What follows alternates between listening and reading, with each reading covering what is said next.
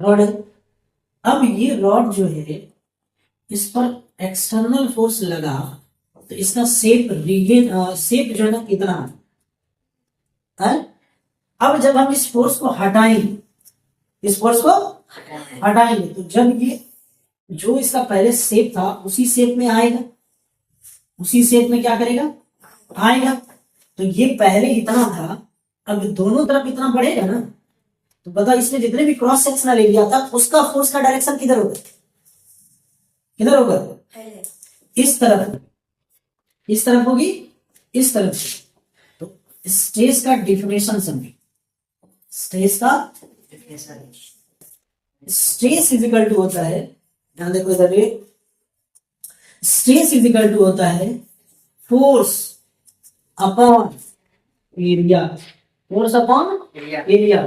तुमको ऐसा लगेगा कि प्रेशर का भी तो यही फॉर्मूला होता है, फोर्स अपॉन एरिया। यहाँ पे कंडीशनल है, एरिया कौन सा है, एरिया है cross section,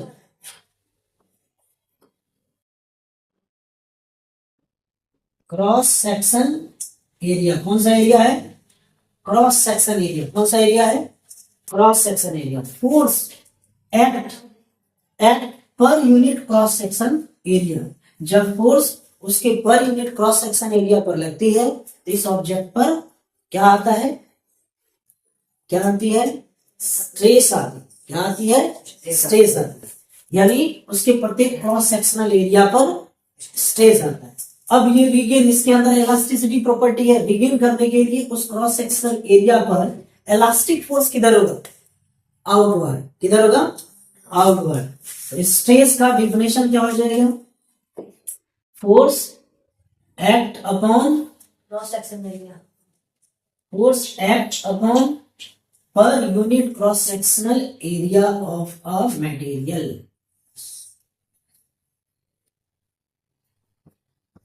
force act upon